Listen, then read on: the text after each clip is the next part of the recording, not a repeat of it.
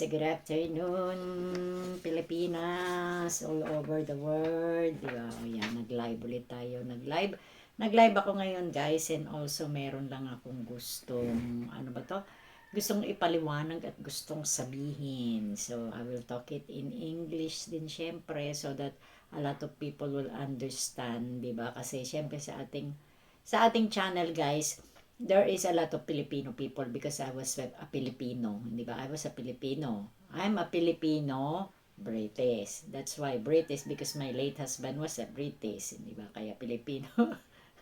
So that is the real story of Brit Pinay. It's British and Pinay, di ba? So I'm in the Philippines. To all the people who doesn't know, I'm in the Philippines now. Before I live in the UK, but I returned to my country, Philippines, because of my family and siblings was in the Philippines. So I decided to move back in the Philippines. So, naalala ko, my topic for today is, ito interesting, this is very interesting. So, to all the people who doesn't know that my channel have reached 1.1 million. You can check it on my profile guys so that you would believe. 'Di ba? So, sino ba naman ang maniniwala na ako ay magkakaroon ng 1 million, 'di ba? 1 million views on my channel. So, inimbestigahan natin, tinignan natin 'yon paano 'yon nangyari. So, actually I started my channel about 4 years ago.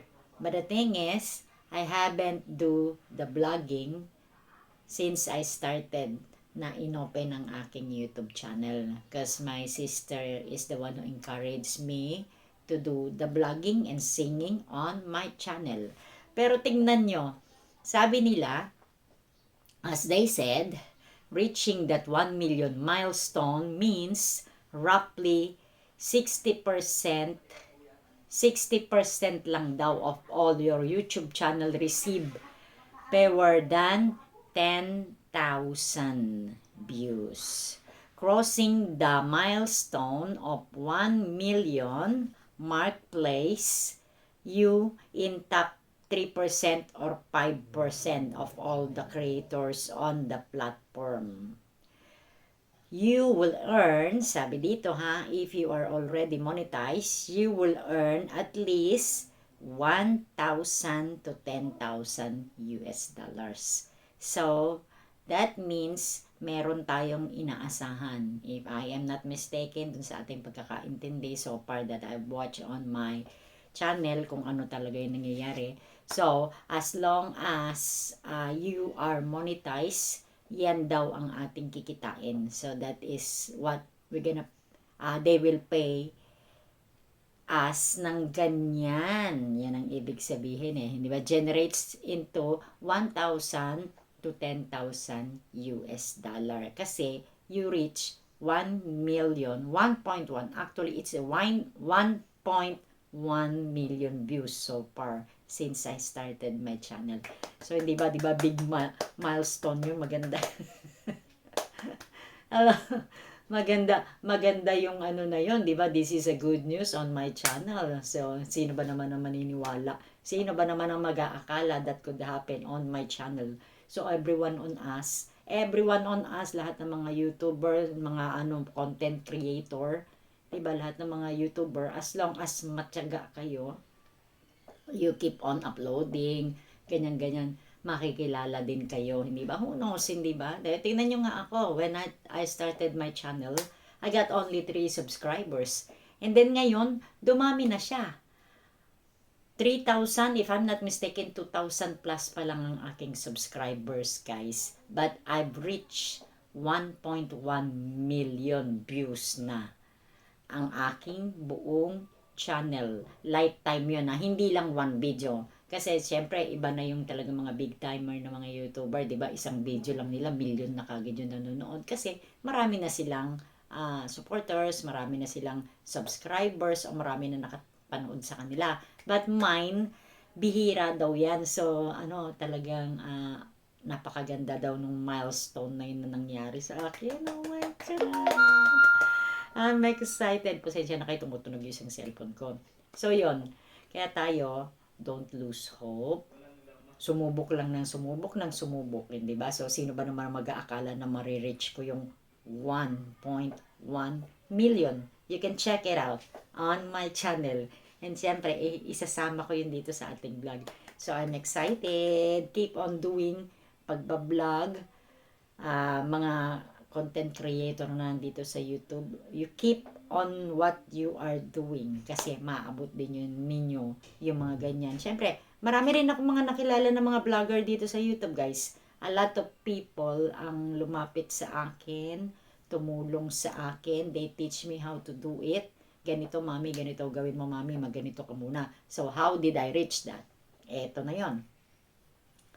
Dati, nung nag-uumpisa pa lang ako, when I just started my YouTube channel, syempre, hindi ka pakilala. People doesn't know you, hindi ba? So, syempre, some people, they are curious. Who is this? Who is Brit Pinay? Brit Pinay, my life story, yun ang next natin gagawin. My life story. Life story of Brit Pinay hanggang sa naging ganito nga tayo.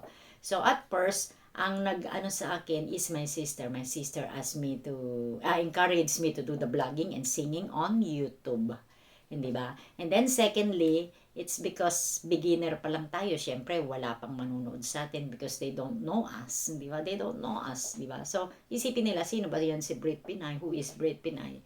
And then, suddenly, they found out that I was a Filipino-British. I'm a professional singer. Nag-start akong mag-sing. So, mga kwento natin, susunod natin yan na iba-vlog.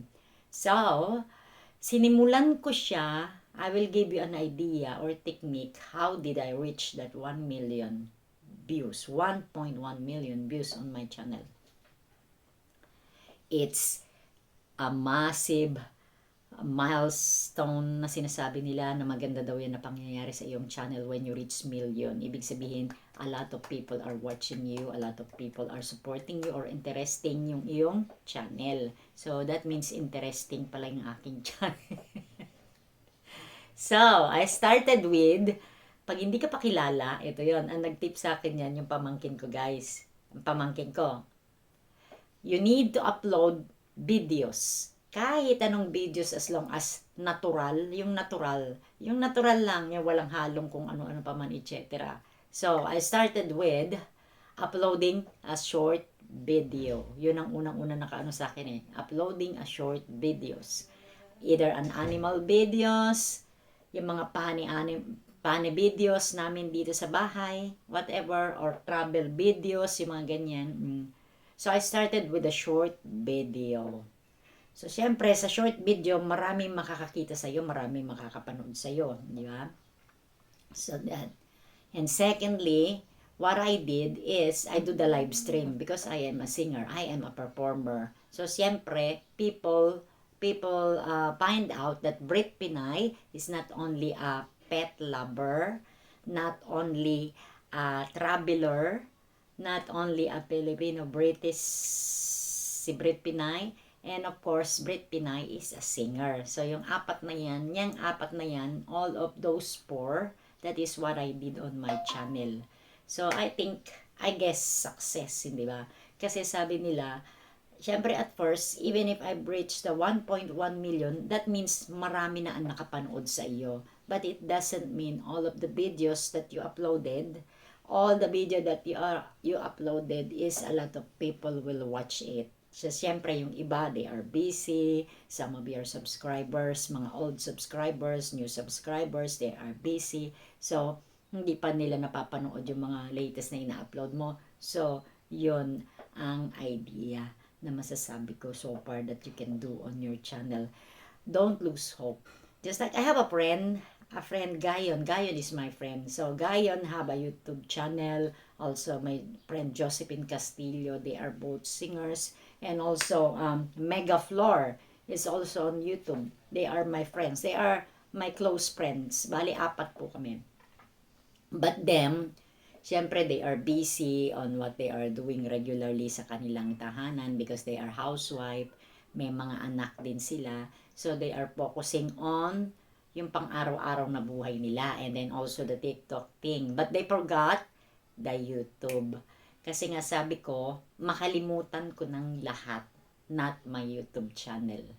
I will stop the vlogging sa ibang ano, pero the YouTube not. Hindi talaga ang YouTube kasi just like nararamdaman ko talaga dito talaga sa YouTube yung ano ko eh, yung swerte ko eh.